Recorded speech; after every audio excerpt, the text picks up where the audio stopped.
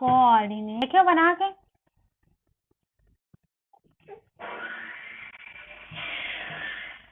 हाँ चलो ठीक है, आज हम लोग देखेंगे उपसहयोजी यौगिक यौगिकों में समवायता पढ़ेंगे। ये बहुत इम्पोर्टेंट है, इससे भी क्वेश्चन आता है। तो सबसे पहले हम उपसहयोजी यौगिकों में समवायता पढ़ने से पहले समवायता को थोड़ा सा डिफाइन कर लेते हैं, क्या होता है समवायता। और तो मैं बता देती हूँ समवायता किसे बोलते हैं। समवायता में जनरली क्या होता है, कोई भी यौगिक दिया रहेगा, उस यौगिक का रासायनिक सूत्र समान होता है। कोई यौगिक दिया है, उसका रासायनिक सूत्र समान होता है, परंतु उनका जो संरचना सूत्र होती, जो उनकी संरचना होती है वो, और साथ ही साथ जो अंतरिक्ष में उनका विन्यास होता है, उनका जो ओरिएंटेशन होता है वो अलग अलग हो, तो उसे हम क्या बोलते हैं, समवायता कहते हैं। तो समवायता किसको बोलेंगे, ऐसे कोई भी यौगिक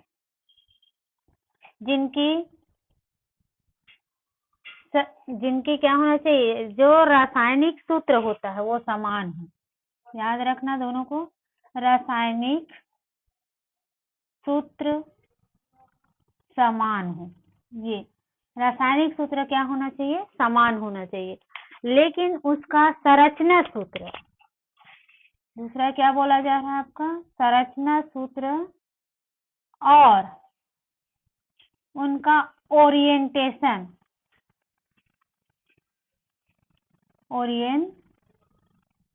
जो होता है, अंतरिक्ष में उनका विन्यास वो डिफरेंट हो, तो उसे हम कहते हैं समवायता, या समवायवी भी बोला जाता है, आइसोमर्स बोलते हैं, या आइसोमराइजेशन भी कहा जाता है। तो समवायता में क्या आपको याद रखना है, कोई भी यौगिक है उनका संरचना क्या होना चाहिए, समान होना चाहिए। संरचना क्या हो, समान हो, बट अंतर क्या होना चाहिए, उनकी जो संरचना सूत्र हो और उनका जो ओरिएंटेशन होता है, विन्यास, वो अलग अलग हो, तो उसको हम क्या बोलेंगे, समवायता। और जैसे मैं एक एग्जांपल बता रही हूँ समवायता के, मान लो हम ये एग्जांपल लेते हैं, एक एसिड ले रही हूँ, लैक्टिक एसिड, ये लैक्टिक एसिड ले रही हूँ। लैक्टिक एसिड का फॉर्मूला क्या होता है, CH3COOH, ये लैक्टिक एसिड है। इस लैक्टिक एसिड में यदि हम ऐसे इसको थोड़ा सा अलग लिखें, ये आपका COOH और ये आपका लिख दे रही हूँ मैं CH3, और इसमें अरेंज रहता है OH और अरेंजमेंट रहता है H, ये आपका लैक्टिक एसिड है। इस लैक्टिक एसिड में देखो दो टाइप से स्ट्रक्चर बना, या इस लैक्टिक एसिड को हम ऐसा भी लिख सकते हैं, या दूसरा लैक्टिक एसिड को कैसे लिख सकते हैं, COOH और ये यहाँ पर मैं H को, और ये OH और ये CH, ऐसा लिख सकते हैं। देखो दोनों में क्या हो रहा है, दोनों में इनकी संरचना सेम हो रही है, कि संरचना कैसा है, सेम हो रहा है। लैक्टिक एसिड देखें इसमें, तो दोनों की संरचना इसका क्या हो गया, सेम है। इनका रासायनिक जो सूत्र होता है वो कैसा है, सेम है। ये जो कार्बन है उसमें एक एसिड ग्रुप, एक मिथाइल ग्रुप, एक हाइड्रोजन और एक OH ग्रुप जुड़ा हुआ, इस संरचना में भी सेम है। लेकिन इनकी जब संरचना सूत्र देखोगे, और उन सूत्र में क्या है, ये जो कार्बन है उसके राइट साइड में हाइड्रोजन और हाइड्रोक्सिल ग्रुप है, लेकिन इस वाले जो कार्बन है उनके राइट साइड में आप देखोगे तो मेथिल और OH ग्रुप है। दोनों के रासायनिक सूत्र क्या है, सेम है, बट उनकी संरचना दोनों में क्या हो रहा है, अंतर हो। एक में कार्बन में जो आपका मिथाइल ग्रुप है वो लेफ्ट साइड में है, तो यहाँ पर मिथाइल ग्रुप राइट साइड में है। ये हाइड्रोजन जो है वो राइट साइड में है, इस कार्बन में हाइड्रोजन वो लेफ्ट साइड में। तो सीधा सा मतलब होता है समवायता में कि उनका रासायनिक सूत्र सेम होना चाहिए। रासायनिक सूत्र क्या हो? सेम हो, बट उनका जो ओरिएंटेशन या उसका जो रासायनिक सूत्र होता है वो क्या होना चाहिए? अलग अलग हो, तो उसको हम समवायता कहते हैं। अब इसका देखो थोड़ा सा IUPAC नाम लिख के देखो इसका, इसी का IUPAC नाम लिखने के लिए हम क्या करें? नंबरिंग करते हैं कार्बन का, पहला, दूसरा और तीसरा। तो इसका नाम क्या हो जाएगा? 1 2 3 कार्बन है और दूसरे कार्बन पर क्या है? Hydroxyl group. तो 2 क्या हो जाएगा? Hydroxy methane ethane propane propane, ये इसका नाम हो जाएगा। इसका नाम ऐसा लिखेंगे 2 हाइड्रोक्सी प्रोपेन, ये इसका नाम होगा। तो ऐसे नाम भी आपको लिखना है। तो मेन हमें यहाँ पर अभी समवायता को देखना है। ये समवायता का डेफिनेशन होता है। अब हमें देखना है किसमें, जितने भी संकुल यौगिक हैं उसमें समवायता देखना है। तो जनरली सारे संकुल यौगिक होते हैं उसमें 2 ही टाइप की समवायता पाई जाती है। पहला समवायता को कहा जाता है संरचनात्मक समवायता। पहला क्या हो गया? संरचनात्मक। और दूसरा जो होता है वो है त्रिविम समवायता, जिसमें इन दोनों में सबसे इम्पोर्टेंट है त्रिविम समवायता, और उसी को हमें डिटेल्स में पढ़नी है। बाकी इनका थोड़ा सा क्लासिफिकेशन देख लें, त्रिविम समवायता का और आपका संरचनात्मक समवायता। तो यहीं पर मैं लिख दे रही हूँ, समवायता जो है वो सारे कंपाउंड्स में कितने प्रकार के होते हैं? तो ये 2 टाइप का समवायता होता है। फर्स्ट को हम बोलते हैं संरचनात्मक और दूसरा को बोला जाता है त्रिविम समवायता। स्टीरियो आइसोमर बोलते हैं इसको, और इसको क्या बोलेंगे? Structural isomer. उसके बाद जो स्ट्रक्चरल आइसोमर है उसको फिर से पार्टीशन किया गया है, अलग अलग पार्ट में बांटा गया है, और स्टीरियो आइसोमर को भी 2 अलग अलग भागों में बांटा गया है। तो स्टीरियो आइसोमर को 2 पार्ट में फिर से डिवाइड कर दिया है। कितने भागों में? तो वो 2 भागों में डिवाइड किया गया है। पहला होता है आपका ज्योमेट्रिकल आइसोमर, ज्योमेट्रिकल, पहला को हम बोलेंगे ज्योमेट्रिकल आइसोमर, ज्यामितीय समवायता, और दूसरा को बोलेंगे ऑप्टिकल आइसोमर, ऑप्टिकल आइसोमर। ये 2 समवायता है, पहला होता है ज्यामितीय समवायता और दूसरा होता है ऑप्टिकल या प्रकाशी बोलते हैं, प्रकाशी। ये 2 टाइप, और यही जो है मोस्ट इम्पोर्टेंट है आपके जो 12th सिलेबस में या आगे भी देखोगे तो ये दोनों में से अधिकतर क्वेश्चन पूछा जाता है। बाकी आपका संरचनात्मक समवायता से जनरली क्वेश्चन नहीं पूछे जाते हैं, बट इसका हम क्लासिफिकेशन को देख लेते हैं। संरचनात्मक समवायता को कितने पार्ट में क्लासिफाई किया गया? तो इसको 4 पार्ट में क्लासिफाई किया गया है। पहला होता है आयनन समवायता, इसको भी क्लासिफिकेशन देख लेते हैं। पहला है आपका आयनन समवायता, ये फर्स्ट हो गया। देन सेकंड आपका टाइप देखोगे तो वो है उप सहसंयोजी, उप सहसंयोजी समवायता। तीसरा होता है बंधन समवायता और चौथा होता है हाइड्रेटेड समवायता, बंधन समवायता, और चौथा लास्ट है आपका हाइड्रेटेड। ये इसका 4 टाइप है। इसमें हम इसको नहीं पढ़ेंगे, आप लोग बुक से थोड़ा सा देख लेना, इसको बुक से थोड़ा देख लेना इसको। लेकिन क्या हो गया? हेलो,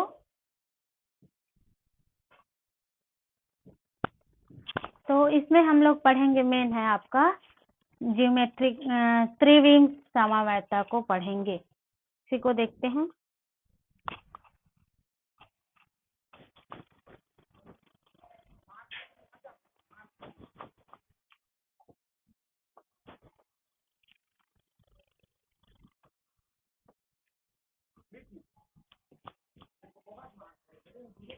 स्टीरियो आइसोमर आपको पढ़ना रहेगा, स्टीरियो आइसोमर। और दो इसका पार्ट पढ़ेंगे, एक होता है ऑप्टिकल और दूसरा आपका हो जाएगा जियोमेट्रिकल। ये दोनों को अच्छे से डिटेल्स में पढ़नी है। अब देखो हम लोग सबसे पहले देख लें कि स्टीरियो आइसोमर किसे कहते हैं, त्रिविम समवायता किसे कहते हैं। उसके बाद फिर बाद में हम ऑप्टिकल और जियोमेट्रिकल को पढ़ेंगे।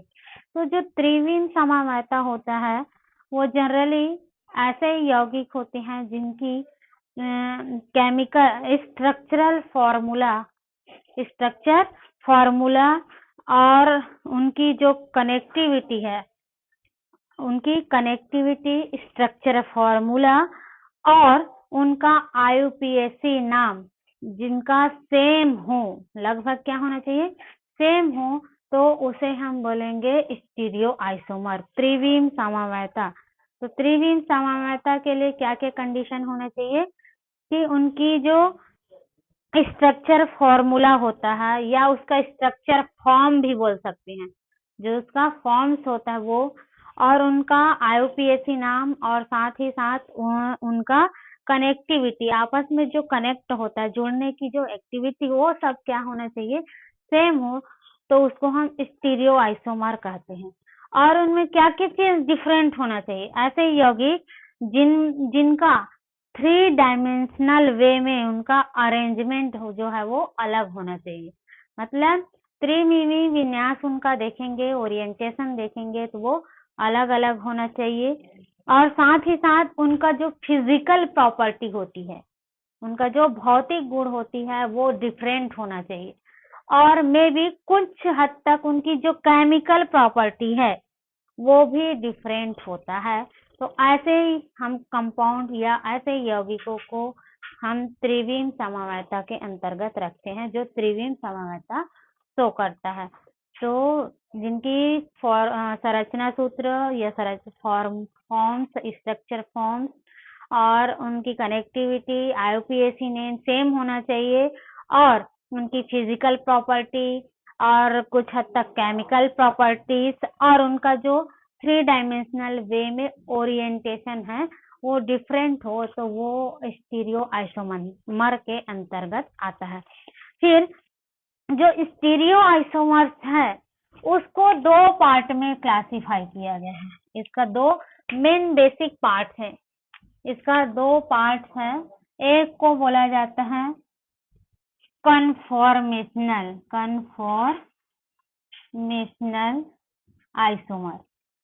आइसोमर और दूसरा को बोला जाता है कॉन्फ़िगरेशनल। ये 2 बेसिक पार्ट्स हैं। अब इसी में जो कॉन्फ़िगरेशनल पढ़ेंगे ना आइसोमर, उसी के अंतर्गत हम ये दोनों को पढ़ेंगे। इसके अंतर्गत किसको पढ़ेंगे, ये दोनों को, ऑप्टिकल को और जियोमेट्रिकल को। तो इन दोनों को पढ़ने से पहले हम क्या करें, थोड़ा सा देख लें कन्फॉर्मेशनल आइसोमर किसे कहेंगे और कॉन्फ़िगरेशनल आइसोमर किसे कहेंगे। जनरली ये भी क्वेश्चन आता भी है शॉर्ट में कि कन्फॉर्मेशनल या कॉन्फ़िगरेशनल आइसोमर किसे कहा जाता है। जो देखो कन्फॉर्मेशनल आइसोमर किसे कहेंगे, तो वे आइसोमर जिसमें जो है कार्बन एटम, 2 कार्बन एटम में से 2 कार्बन एटम आपस में इस प्रकार से अरेंजमेंट हो, इस प्रकार से जुड़ा हो कि जब उनमें फ्री रोटेशन कराया जाता है, तो उस कंडीशन में ये आपस में इंटर कन्वर्जन की प्रक्रिया शो करे, वो आपस में क्या करे, इंटर कन्वर्जन। तो ऐसे आइसोमर्स को कहा जाता है आपका कन्फॉर्मेशनल आइसोमर। जैसे आप लोग को समझ में नहीं आया होगा, सपोज करें मैं एक एग्जांपल के थ्रू बता रही हूँ। जैसे कि ये हम सपोज करें कि हमारे पास ये 2 कार्बन है, ये फर्स्ट और सेकंड, ये दोनों ऐसा अरेंजमेंट है, ये ऐसा अरेंजमेंट है। अब इस अरेंजमेंट को देखें हम लोग, ये ऐसा अरेंजमेंट मैं की हूँ। ये जब हम इसको क्या करें, इसको फ्री रोटेशन कराएं, फ्री रोटेशन मीन्स घुमाना। तो 2 कार्बन है, दोनों में से यदि हम एक कार्बन को फ्री रोटेशन कराते हैं, जैसे ये एक पोजीशन है और जैसे इसको फ्री रोटेशन में कराती हूँ तो ये ऐसा रोटेट करेगा, ऐसा रोटेट हो जाएगा। मतलब हमारा हैंड पहले कैसा सीधा है, ये ऐसा है, वो जब इसका रोटेशन कराते हैं तो ये कैसे रोटेट होगा, ऐसा। तो ये दूसरा पोजीशन प्राप्त हो रहा है। मतलब कार्बन की जो पहली पोजीशन होती है, जो पहली स्थिति होती है, वो क्या हो रहा है, चेंज हो रहा है, बट उसकी संरचना क्या है, यहाँ पर उनकी जो फॉर्मूला क्या है वो सेम है। तो इसी के अकॉर्डिंग हमें क्या बताना है कि जब इंटर कन्वर्जन हो बिटवीन 2 फॉर्म्स हैं, वो आपस में इंटर कन्वर्जन हो, फिर इसको रोटेट करा दे, फिर रोटेट करा दे, फिर ये क्या होगा, वापस अपनी प्रारंभिक अवस्था में आ जा रहा है। तो यहाँ पर 2 फॉर्म जो है वो इंटर कन्वर्ट हो रहा है, समझ रहे हो ना। जैसे एक फॉर्म है वो ऐसे कन्वर्ट हुआ, फिर वापस आगे ऐसे कन्वर्ट हो रहा है। तो जब 2 फॉर्म्स आपस में इंटर कन्वर्जन होता हो, और कब, जब हम उनका फ्री रोटेशन कराते हैं, जब हम उनका फ्री रोटेशन कराते हैं तो 2 फॉर्म आपस में इंटर कन्वर्ज हो, तो ऐसे कन्फॉर्मेशन, ऐसे आइसोमर को बोलते हैं कन्फॉर्मेशनल आइसोमर। ये होता है आपका कन्फॉर्मेशनल आइसोमर। अब यहाँ पर ये आता है कि कन्फॉर्मेशनल आइसोमर ऐसे कार्बन शो करते हैं, ऐसे कार्बन शो करेंगे जिनके पास केवल सिंगल बॉन्ड प्रेजेंट हो, जिनके पास क्या होना चाहिए, केवल सिंगल बॉन्ड प्रेजेंट हो। जब 2 कार्बन आपस में सिंगल बॉन्ड के रूप में प्रेजेंट हो, ये जैसे पहला कार्बन और ये दूसरा कार्बन, ये 2 कार्बन है, इन दोनों कार्बन का जब हम रोटेशन कराते हैं, इसको क्या कर दिया, ऐसे रोटेट कराते हैं, तो रोटेशन कराने पर ये क्या करेगा, रोटेट कराएंगे तो हमें कार्बन का एक दूसरा फॉर्म मिल जाएगा, दूसरा फॉर्म मिलेगा, और फिर से रोटेट कराएंगे तो कार्बन जो है वो अपनी प्रारंभिक अवस्था में है। समझ में आ रहा है। ये कार्बन है, इस कार्बन को हम क्या कर दे, यहाँ ले आए, ये कार्बन क्या होती है, अपनी पुनः प्रारंभिक अवस्था में आ जाते हैं। तो इस प्रकार हम उसमें क्या कराते हैं, फ्री रोटेशन कराते हैं। तो जब 2 फॉर्म आपस में इंटर कन्वर्जन हो तो उसे हम क्या कहते हैं, कन्फॉर्मेशनल आइसोमर। कन्फॉर्मेशनल आइसोमर जो है जनरली ऐसे यौगिक या कंपाउंड शो करते हैं जिनमें सिंगल बॉन्ड हो, मीन्स जिनके पास क्या होना चाहिए, सिग्मा बॉन्ड हो, ये सिग्मा बॉन्ड, जिनके पास सिग्मा बॉन्ड प्रेजेंट होता है वो जनरली कन्फॉर्मेशनल आइसोमर शो करता है। अब यहीं पर देखिए, यदि हम क्या ले लें, कार्बन कार्बन के बीच क्या है, डबल बॉन्ड प्रेजेंट है, कार्बन कार्बन के बीच क्या है, डबल बॉन्ड प्रेजेंट है। अब क्या इसमें कन्फॉर्मेशनल आइसोमर पॉसिबल है, तो ये आपको पता करना है कि कैसे इसमें क्या कन्फॉर्मेशनल आइसोमर पॉसिबल है। तो कन्फॉर्मेशनल आइसोमर के लिए क्या बताई हूँ, फ्री रोटेशन होना चाहिए। पहले क्या हो, जब फ्री रोटेशन कराएं तो 2 कार्बन आपस में क्या होना चाहिए, उनके फॉर्म इंटर कन्वर्ज। अब जैसे सपोज करें कि ये मैं 2 कार्बन ली हूँ और आपस में डबल बॉन्ड है, ये डबल बॉन्ड है, ये डबल बॉन्ड के फॉर्म में प्रेजेंट है। अब जब हम इसमें फ्री रोटेशन कराएंगे, इसमें क्या कराते हैं, फ्री रोटेशन कराते हैं, देखो मैं ये करा रही हूँ रोटेशन, ऐसा, ये जब रोटेशन करा, ये ऐसा है आपका, जब इसमें हम रोटेशन कराते हैं तो क्या होता है, एक बॉन्ड जो होता है वो उसमें ऐंठन आने लगती है, और ऐसा कंडीशन आता है कि ये जो एक बॉन्ड होता है वो ब्रेकआउट हो जाता है, टूट जाता है।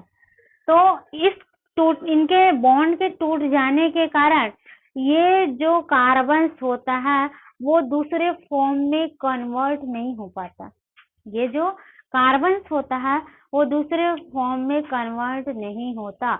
यदि हम उसको कन्वर्ट करेंगे दूसरे फॉर्म में तो इनके बीच जो बॉन्ड प्रेजेंट रहता है वो इजिली टूट जाता है।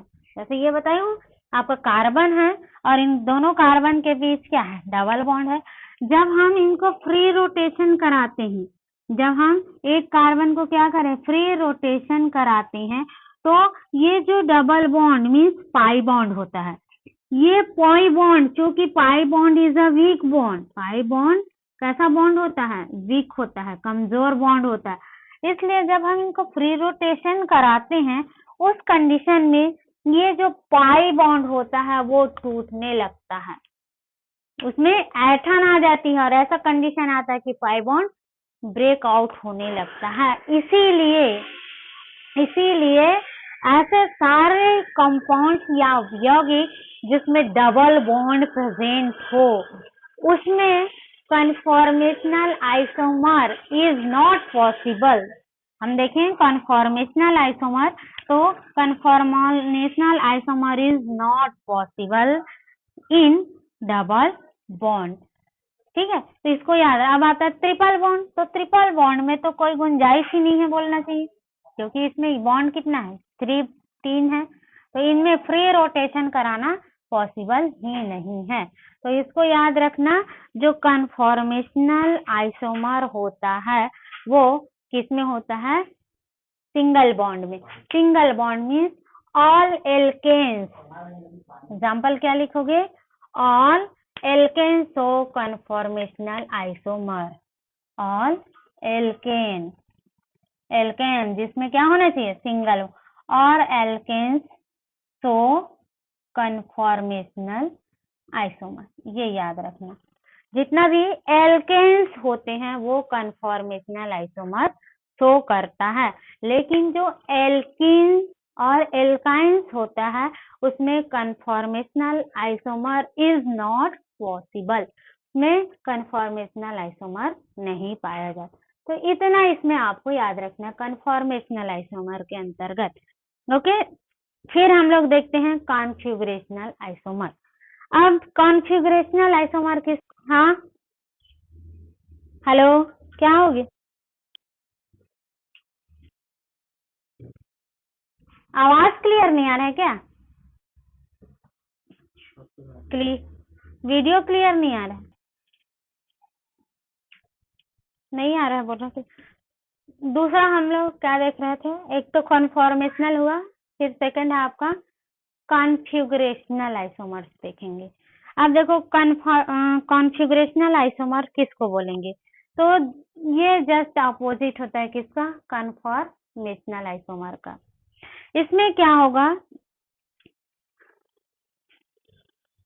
इनमें जब हम फ्री रोटेशन कराते हैं किसी भी कंपाउंड का, जब हम फ्री रोटेशन कराएंगे तो इसमें क्या होता था, 2 फॉर्म आपस में इंटर कन्वर्जन होता था। लेकिन कन्फॉर्मेशनल आइसोमर के अंतर्गत जब हम 2 कार्बन के बीच आपस में फ्री रोटेशन कराते हैं तो inter conversion is not possible. इसमें किसी भी प्रकार का इंटर कन्वर्जन नहीं होता है, इसलिए हम इसको क्या बोलेंगे, कॉन्फिगरेशनल आइसोमर्स। कॉन्फिगरेशनल आइसोमर जो होती है वो जनरली कौन से कंपाउंड शो करते हैं, जिसमें डबल बॉन्ड उपस्थित हो। तो जितने भी एल्कीन्स है उनमें कॉन्फिगरेशनल आइसोमर पाया जाता है, जितने भी एल्कीन्स होगा उसमें कॉन्फिगरेशनल आइसोमर पाया जाता है। दूसरी चीजें रिंग कंपाउंड जो होता है, जितना भी रिंग कंपाउंड्स हैं उसमें भी कॉन्फिगरेशनल आइसोमर्स पाया जाता है। लेकिन आपका जो एल्काइंस होता है, एल्काइंस मीन्स आपका क्या हो गया, ये आपका ट्रिपल बॉन्ड। तो जो एल्काइंस होते हैं उनमें ना तो कॉन्फॉर्मेशनल आइसोमर पाया जाता है और ना ही कॉन्फिगरेशनल आइसोमर। तो इसमें दोनों टाइप का नहीं पाया जाता है, ना तो कॉन्फिगरेशनल आइसोमर मिलता है और ना ही कन्फॉर्मेशनल आइसोमर पाया जाता है। अब इसी में देखें, कॉन्फ़िगरेशनल आइसोमर को 2 पार्ट में क्लासिफाई किया गया है। इसका 2 बेसिक पार्ट है, वही है आपको जो बताई हूँ, वो है आपका कौन सा, एक है ऑप्टिकल आइसोमर और दूसरा होता है आपका जियोमेट्रिकल आइसोमर। एक हो गया ऑप्टिकल और दूसरा हो गया आपका जियोमेट्रिकल। ये तो आप पढ़ते हैं हम लोग ऑप्टिकल आइसोमर। प्रकाशीय समव्ययता को पढ़ेंगे, बहुत ही इम्पोर्टेंस है ये। प्रकाशीय समव्ययता और ज्यामिति बहुत ही ज्यादा इससे रिलेटेड क्वेश्चन पूछा ही जाता है। तो प्रकाशीय समव्ययता को पढ़ने से पहले हमें इस समव्ययता में बीच बीच में कुछ वर्ड्स यूज होंगे, बीच बीच में कुछ वर्ड्स यूज होगा, तो उन वर्ड्स के बारे में हम पहले पढ़ लें, जैसे कि किरेल, किरैलिटी, क्या इनेंशियोमर, डायस्टीरियो आइसोमर, ये सब वर्ड यूज होगा। तो वहां पर हम वर्ड यूज करेंगे तो उसका मतलब हमें समझ में नहीं आएगा। जैसे मैं बोलूंगी किरेल कार्बन बोलूंगी तो आप लोग सोचोगे कि किरेल कार्बन होता क्या है, ये क्वेश्चन आएगा। तो हम लोग क्या करें, इसको पढ़ने से पहले कुछ वर्डिंग है उसमें जो यूज होगा आइसोमर के अंतर्गत, उसको पहले पढ़ लेते हैं। तो हम लोग देख रहे हैं ऑप्टिकल आइसोमर।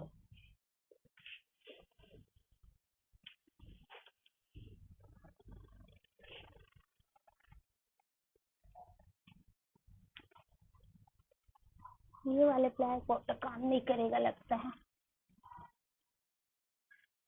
डिटेल्स में पढ़ें ऑप्टिकल आइसोमर।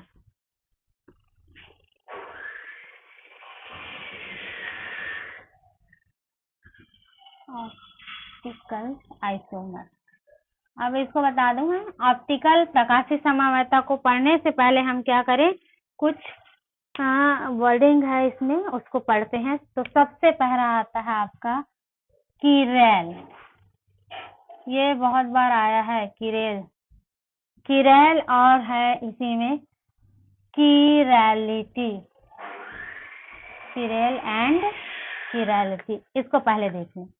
उसके बाद हम लोग इसी में इनेंशियोमर भी पढ़ेंगे, इसी में इनेंशियोमर पढ़ेंगे और इसी में फिर पीपीएल पढ़ेंगे।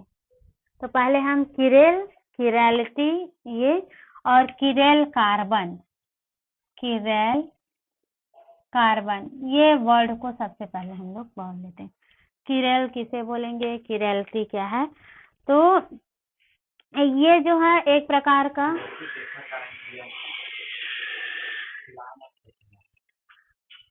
किरेल जो है वो एक प्रकार का ऐसी प्रॉपर्टीज है जो मॉलिक्यूल्स और उनके जो ऑब्जेक्ट होते हैं, जितने भी मॉलिक्यूल्स होते हैं उनमें और उनके ऑब्जेक्ट दोनों को आपस में सुपर इम्पोज्ड नहीं करता, उसको हम बोलते हैं किरेल। जैसे सपोज करें हम लोग किरेल में क्या समझे इजली सा, कि कुछ ऐसे गुण जिसमें दो पदार्थ या दो वस्तु ऐसे हैं जो दिखने में लगभग एक दूसरे के जैसे ही दिखाई देते हैं, वो एक दूसरे के समान दिखाई दे, लेकिन जब उसको एक दूसरे के ऊपर अध्यारोपित करें, मीन्स एक के ऊपर दूसरे को रखें, तो वे पदार्थ या वस्तु पूरी तरह से उस दूसरे पदार्थ, पहले वाले पदार्थ को ना ढक पाए, तो उसे बोलते हैं हम लोग किरेल। और इसका सबसे इजी एग्जाम्पल है आवर हैंड, हमारा जो हाथ है। जैसे हम देखें, जैसे कि ये हमारा हैंड है, देखो हाथ है, ये दोनों कैसा है, दिखने में सेम दिख रहा है, ये सेम है। जब हम इसका मिरर इमेज बनाते हैं तभी ये कैसा दिख रहा है, सेम। लेकिन जब हम इस हैंड को एक दूसरे के ऊपर रखते हैं, एक दूसरे के ऊपर रखते हैं, तो ये एक दूसरे को पूरी तरह से नहीं ढकता। देखो ढक रहा है क्या, ये ऐसा अंगूठा दिख रहा है ऐसे। तो जब ये एक दूसरे को पूरी तरह से नहीं ढक पाता है, तो ऐसे गुण को कहा जाता है किरेल। अब बोलोगे ये ऐसा करने से तो ढक जाएगा, तो यहाँ पर देखें हम लोग ये जब मिरर इमेज देखते हैं तो इनका जो है वाइट साइड, इनका एक साइड वाइट और दूसरे साइड ब्राउन, तो जब इसको हम ढकते हैं, अध्यारोपित करें, तो ये ऐसा अध्यारोपित करना है आपको। तो इस कंडीशन में आप देखोगे कि दोनों एक दूसरे के ऊपर अध्यारोपित नहीं होता। ठीक ऐसी ही कंडीशन हम देखें अपना शूज देखें। शूज में देखोगे आप, लेफ्ट पैर का शूज है तो उसको हम राइट में नहीं पहन सकते, और राइट का है तो उसको लेफ्ट, मतलब उसका क्या रहता है, एक फिक्स क्या है, फिक्स उनका एक प्रकार का क्या है, ओरिएंट रहता है, मतलब वो अपने ही पैर में अध्यारोपित नहीं हो पाता है। लेकिन जो दोनों जो है वो दिखता कैसा है, लगभग समान दिखता है। तो ऐसे गुण को हम क्या बोलेंगे, किरैल बोलेंगे। तो इसको डिफाइन करो, कैसे करोगे, तो किरैल एक ऐसी प्रॉपर्टी या ऐसा गुण है, मॉलिक्यूल में पाए जाने वाला एक ऐसा गुण है जिसमें कोई भी ऑब्जेक्ट एक दूसरे पर सुपर इम्पोज ना हो, तो उसको हम कहते हैं किरैल। जो दिखने में, जिनका मिरर इमेज लगभग सेम हो, जिनका मिरर इमेज क्या होना चाहिए, लगभग सेम हो, लेकिन वो एक दूसरे के ऊपर अध्यारोपित ना हो, तो उसको हम क्या बोलेंगे, किरैल बोलेंगे। इसका इजली सा एग्जाम्पल हम लोग देखें, जैसे कि इजी सा एग्जाम्पल देखते हैं हम लोग। जैसे कि मैं ये इंग्लिश वर्णमाला के अंतर्गत हम ये एक ले लेते हैं वर्ड बी, ये आपका बी है। जब हम इसका क्या बना दे, इमेज बना दे, मान लो सपोज करें हम ये दर्पण बीचों बीच यहाँ पर क्या कर दिए, दर्पण, ये तो इमेज बना दिए, तो इमेज कैसा बनेगा, ऐसा बनेगा इमेज। अब जब हम इसको क्या करेंगे, इसको उठा करके कहाँ पर लाते हैं, ये जो इमेज वाला पार्ट है उसके ऊपर रखेंगे। तो जब इसको हम इमेज वाले पार्ट पर रखेंगे तो वो कैसा रखाएगा, ये ऐसा रखा जाएगा, ऐसा, मतलब ये एक दूसरे को पूरी तरह से ढक नहीं पा रहा है। तो जब ये एक दूसरे को पूरी तरह से नहीं ढक पाता, तो वो प्रॉपर्टी कहलाता है आपका किरैल। मतलब ऐसी प्रॉपर्टी जिसमें कोई भी कंपाउंड अपने मिरर इमेज पर अध्यारोपित ना हो, तो उसे हम बोलेंगे किरैल। अब देखिए, इसको देख लें, जैसे ओ है, वर्णमाला में आपका वर्ड यूज होता है ओ। जब हम ओ का मिरर इमेज बनाएंगे, ये आपका मिरर हो गया, और जब इसका मिरर इमेज बनाते हैं तो कैसा बन गया, ओ। अब इसको हम क्या करें, उठा करके इसके ऊपर रखें, तो ये क्या होगा, क्या हो जाएगा, ये पूरी तरह से इस ओ के ऊपर क्या हो जाता है, अध्यारोपित हो रहा है। मतलब ये जो है अपने मिरर इमेज पर पूरी तरह से अध्यारोपित हो रहा है, और ये मिरर इमेज पर अध्यारोपित नहीं हो रहा, तो इसको हम क्या बोल देंगे, किरैल। इसको क्या बोलेंगे, किरैल। और इसको क्या बोलेंगे, ए किरैल। इसको याद रखना, इसको क्या बोल देंगे हम लोग, ए किरैल। और किरैल किसको बोलेंगे, तो जो अपने मिरर इमेज पर सुपर इम्पोज हो रहा है, तो उसको हम क्या बोल दिए, किरैल। और जो अपने मिरर इमेज पर सुपर इम्पोज नहीं हो रहा है, तो उसको हम क्या बोल देंगे, ए किरैल बोलेंगे। अब आता है और दूसरी देखें, तो ये एग्जाम्पल हो गया आपका अल्फाबेटिकल लेटर। अपना हैंड का भी एग्जाम्पल दे सकते हो, पैर के जो शूज होते हैं उसका एग्जाम्पल हम लोग देख सकते हैं। तो ये सारे अपने मिरर इमेज होते हैं, पर उन पर सुपर इम्पोज नहीं होता।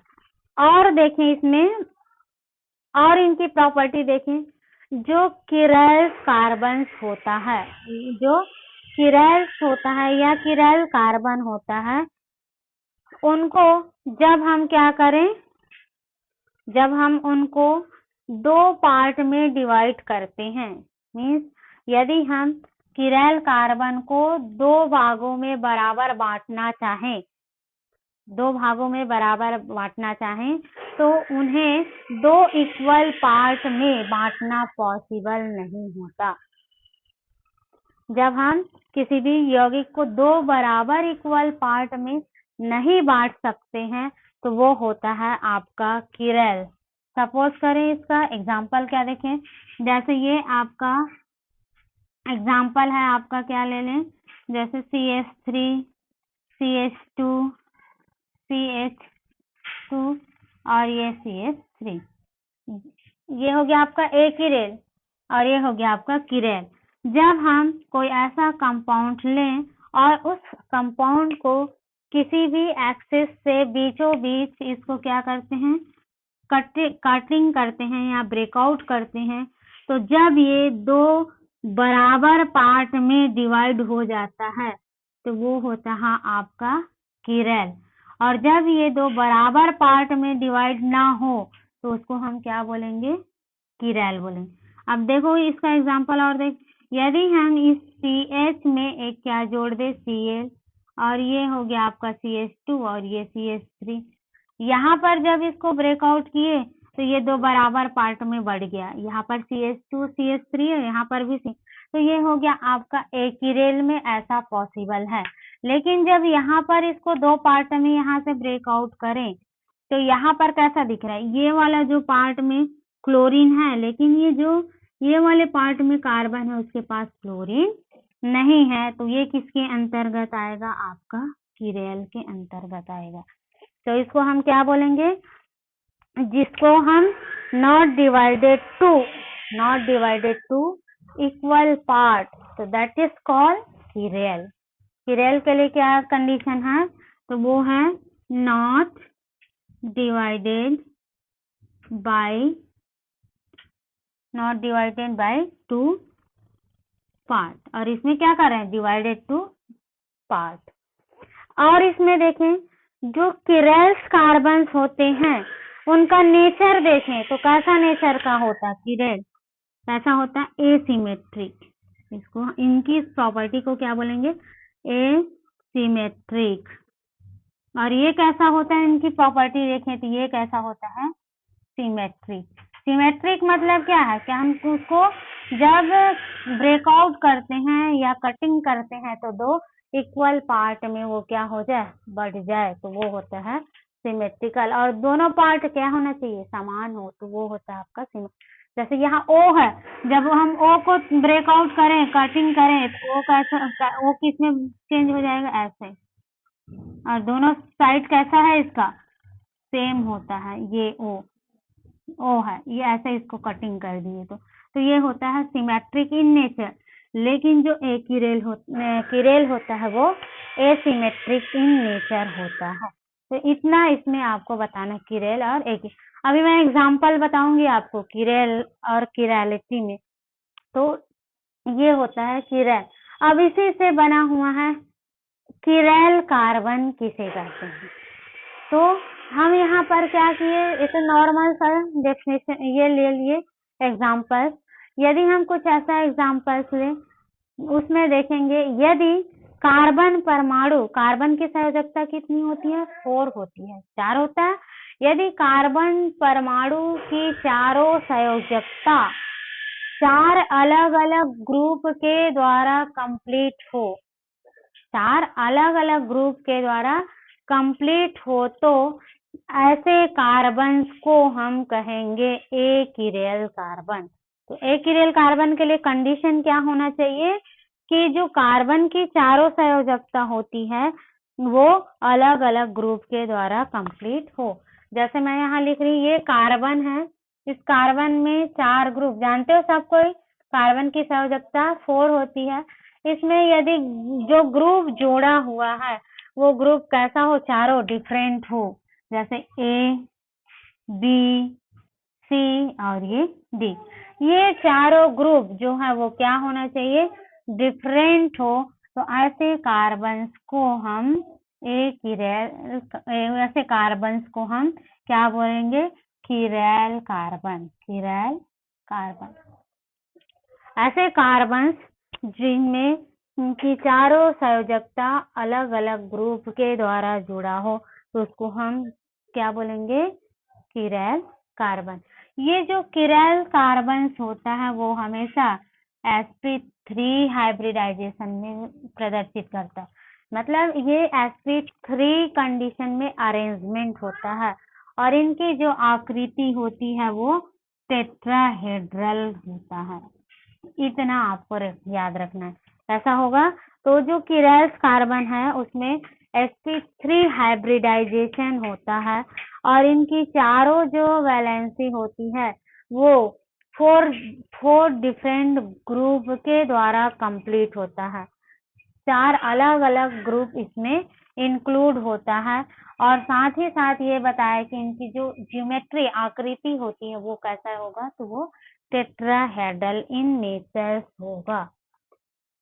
अब इसी में हम और एग्जांपल देखें एक चिरैल कार्बन के अंतर्गत।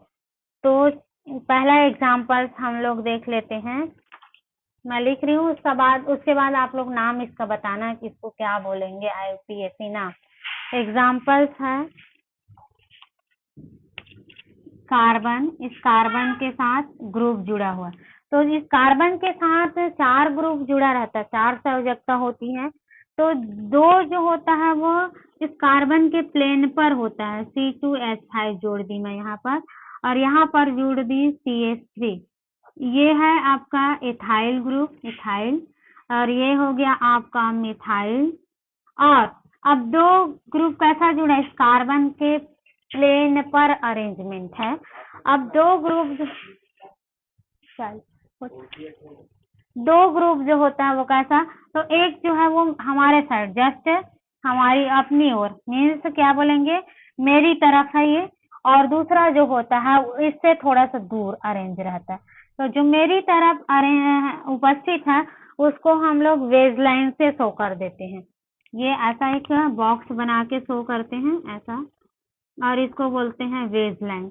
इस वेज लाइन से शो कर देते हैं किसको, इनकी जो एक संयोजकता होती है उसको H से, और दूसरा जो है वो ये हमारी तरफ रहती है और दूसरा जो है वो हमसे थोड़ा सा दूर, और उसको हम क्या कर दें, डेज लाइन से। ये हो गया आपका डेज लाइन, डेज लाइन से शो कर